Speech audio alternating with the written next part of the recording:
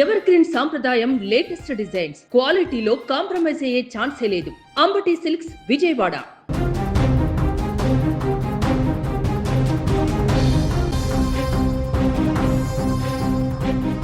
AC పేలి రాత్రికి రాత్రే అందులో పడుకున్నటువంటి 9 మంది ప్రాణాలు కోల్పోయినటువంటి ఘటన, సజీవ దహనం అయిపోయినటువంటి ఘటన ఇప్పుడు ఢిల్లీలో సంచలనంగా మారింది.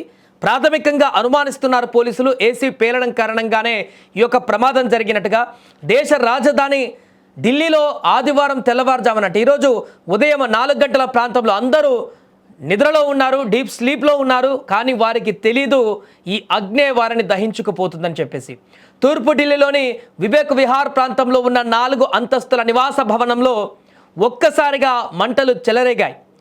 3:49 50 నిమిషాలు 4 గంటల పరిధిగా ఇంచుమించుగా ఒక్కసారిగా మంటలు ఆ భవనానికి వ్యాపించి పూర్తిగా వారు డీప్ స్లీప్లో ఉన్నటువంటి సందర్భంలోనే వారిని ఆ నిద్రలోనే సజీవ దహనం చేసినటువంటి ఘటన ఇప్పుడు సంచలనంగా మారింది. 9 మంది ప్రాణాలు కోల్పోయారు ఇప్పటికీ ఘటనలో. ఈ ఘటన స్థానికంగా తీవ్ర విషాదాన్ని మిగిల్చింది. పోలీసులు, అగ్నిమాపక సిబ్బంది, విపత్తు నిర్వహణ బృందాలు సమన్వయంతో పనిచేసి పలువురిని కాపాడారు. ఇప్పటికే అక్కడ 10 మందికి పైగా అందులో నుంచి సురక్షితంగా బయటకు తీసి వారిని ఆసుపత్రికి పంపించారు. అధికారుల వివరాల ప్రకారము ఉదయం సుమారు 3:48 సమయంలో ఈ యొక్క ఘటన వెలుగులోకి వచ్చింది. వివేక్ విహార్ పోలీస్ స్టేషన్కు ఫోన్ కాల్ అందగానే పోలీసు బృందాలు వెంటనే ఘటనా స్థలానికి చేరుకున్నాయి. ఆ సమయంలో భవనంలోని 2వ, 3వ, 4వ అంతస్తులలో మంటలు తీవ్రంగా వ్యాపించి ఉండడం గమనించారు. మంటల తీవ్రత కారణంగా భవనంలో చిక్కుకున్న వారిని బయటకు తీసుకురావడం కష్టసాధ్యంగా మారింది. ఈ ప్రమాదాన్ని అదుపులోకి తీసుకురావడానికి మొత్తం 12 అగ్నిమాపక వాహనాలు రంగంలోకి దిగాయి. అగ్నిమాపక సిబ్బంది గంటల తరబడి శ్రమించి చివరకు ఉదయం 8 గంటల ప్రాంతంలో మంటలను పూర్తిగా అదుపులోకి తీసుకువచ్చారు. ఈ సమయంలో భవనంలో చిక్కుకున్నటువంటి 10 నుంచి 15 మందిని సురక్షితంగా బయటకు తీసుకువచ్చారు. వీరిలో స్వల్ప గాయాలు పొందిన 2 సమీపంలోని గురుతేజ్ బహదూర్ ఆసుపత్రికి తరలించినట్టుగా తెలుస్తుంది. అయితే మంటల తీవ్రత కారణంగా 9 మంది ప్రాణాలు కోల్పోయినట్లు ప్రస్తుతానికి పోలీసులు నిర్ధారించారు. ఇంకా మృతుల సంఖ్య పెరిగేటువంటి అవకాశం ఉన్నట్టుగా తెలుస్తుంది. ఎందుకంటే మృతదేహాలు భవనంలోని వివిధ అంతస్తుల నుంచి వెలికి తీశారు. ఇంకెక్కడైనా భవనంలో ఎక్కడైనా బయటికి రానటువంటి ప్రాంతంలో అక్కడ చిక్కుకొని ఉన్నాయా, అక్కడ ఎవరైనా చనిపోయి ఉన్నారా అనేటువంటి విషయాన్ని కూడా క్షుణ్ణంగా ఇప్పుడు పరిశీలిస్తున్నారు. కాబట్టి మృతుల సంఖ్య ఇంకా పెరిగేటువంటి అవకాశం ఉన్నట్టుగా తెలుస్తుంది. మొదటి అంతస్తు నుంచి 1 మృతదేహం, 2వ అంతస్తు నుంచి 5 మృతదేహాలు మెట్ల ప్రాంతంలో, అంటే వారు తప్పించుకోవడానికి చూడండి పాపం ఈ మంటల సమయంలో వారు ఇళ్లలో నుంచి బయటకు వచ్చి ఆ మెట్ల ప్రాంతం నుంచి పరిగెత్తేటువంటి ప్రయత్నం చేసినట్టుగా కనపడుతుంది. అందుకే ఆ అర్ధరాత్రి పూట తెల్లవారుజామున ఆ మెట్ల వద్ద కూడా 3 మృతదేహాలు లభ్యమయ్యాయి. అంటే ఆ సమయంలో వారి ప్రాణాలని కాపాడుకోవడానికి ఎంత తల్లడిల్లిపోయారో అర్థం చేసుకోవచ్చు.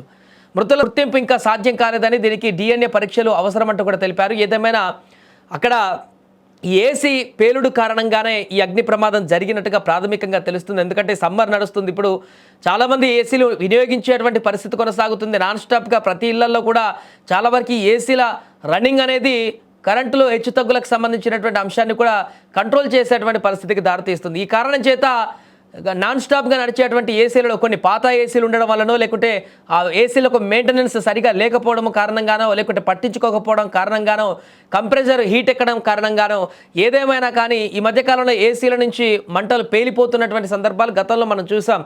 అందులో నుంచి మంటలు వస్తున్నటువంటి సందర్భాన్ని, పేలిపోయేటువంటి సందర్భాన్ని, అలాంటి ఆ యొక్క కంప్రెసర్ హీట్ అవ్వడం కారణంగానే ఆ ఏసీలో మంటలు వ్యాపించి, అది కూడా నిద్రలో ఉన్నారు కాబట్టి ఎవరు ఆ మంటల రంగాన్ని డే టైంలో అయితే ఒకసారిగా ఏసీ ఆన్లో ఉన్నప్పుడు ఏదైనా మంటలు కానీ దానికి సంబంధించిన పేలుడు శబ్దాలు విన్నా కూడా వెంటనే అలర్ట్ అయిపోయి దాన్ని ఆఫ్ చేసి వెంటనే దాన్ని కేబుల్స్ అన్ని కట్ చేసి దాన్ని అక్కడ కంట్రోల్ చేస్తారు. కానీ నిద్రలో ఉన్నారు, అది కూడా ఎర్లీ మార్నింగ్ 3:30, 3:40, 50 మధ్యలో టైం కాబట్టి ఖచ్చితంగా చాలా డీప్ స్లీప్లో ఉంటారు. ఎవరు గమనించేటువంటి పరిస్థితి ఉండదు. అది పేలుడు అయినా కూడా, ఇంకా షార్ట్ సర్క్యూట్ అయినా, ఇంకేదైనా కానీ దానివల్ల ఆ మంటలు పేలిన తర్వాత ఆ ఇంటికి అంటుకునే వరకు కూడా ఎవరికి గుర్తించలేనటువంటి పరిస్థితి. అందరూ నిద్రలో ఉన్నారు కాబట్టి అది కాస్త క్రమక్రమంగా మొత్తానికి వ్యాపించి ఇంట్లో వారు నిద్ర లేచే లోపే, మేలుకునే లోపే వారు తప్పించుకోలేనటువంటి విధంగా దట్టమైనటువంటి మంటలు ఇంటి చుట్టూ వ్యాపించడం జరిగింది. దీంతో ఆ ఇంట్లో ఊపిరాడక పొగ పొగతో ఊపిరాడక చనిపోయిన వారు ఉన్నారు. మంటలకు అగ్నికి ఆహుతై కాలిపోయినటువంటి వారు ఉన్నారు. దాంట్లో కొంతమంది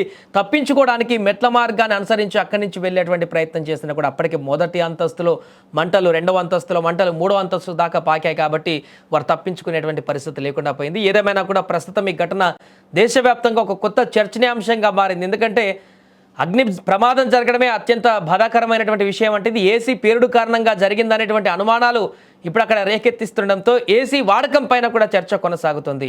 ఏసీకి షార్ట్ సర్క్యూట్ కారణం అవ్వడం వల్ల ఈ మంటలు వచ్చాయా, లేకుంటే ఏసీ వినియోగం ఎక్కువ అవ్వడం వల్ల దాంట్లో పేలుడు సంభవించిందా, లేకుంటే ఇంకేదైనా కారణం ఈ యొక్క అగ్ని ప్రమాదానికి ఉందా అనేది పూర్తి స్థాయిలో అధికారికంగా రావాల్సి ఉంది. కానీ ప్రాథమికంగా అనుమానిస్తున్న దాని ప్రకారం అయితే ఆ మంటలు వ్యాపించినటువంటి ప్రాంతం వద్ద ఏసీ ఉండడం, కంప్రెసర్ ఉండడం, ఆ ప్రాంతంలోనే ఈ యొక్క మంటలు మొదలైనట్టుగా భావిస్తున్నారు. కాబట్టి ఇది ఏసీ పేలుడు కారణంగా వచ్చినటువంటి మంటలే అనేటువంటి అనుమానం కలుగుతుంది. దీనికి సంబంధించి నిర్ధారణ కూడా చేస్తున్నారు, దర్యాప్తును కూడా కొనసాగిస్తున్నారు. ఏదేమైనా ఈ వార్త మాత్రం ఇప్పుడు దేశవ్యాప్తంగా కలకలం రేపుతుంది. రాత్రి పొద్దంతా ఎండలకు భరించలేక రాత్రి ఆ ఏసీ వేసుకొని చల్లదనంలో పడుకొని నిద్రించి ఉదయం లేచి తమ తమ పనులకు పోదామనుకున్నటువంటి వారందరికీ కూడా ఇది ఒక హెచ్చరిక లాంటి వార్తగా మారిపోయినటువంటి సందర్భం ఉంది. రాత్రి ఏసీ పడుకుంటే కూడా ఆ నిద్రలోనే ప్రాణాలు పోయేటువంటి పరిస్థితి ఏర్పడుతుందేమో అనేటువంటి ఒక భయాందోళన అయితే ఇప్పుడు ఈ ఘటనతోటి బయటకు వచ్చింది.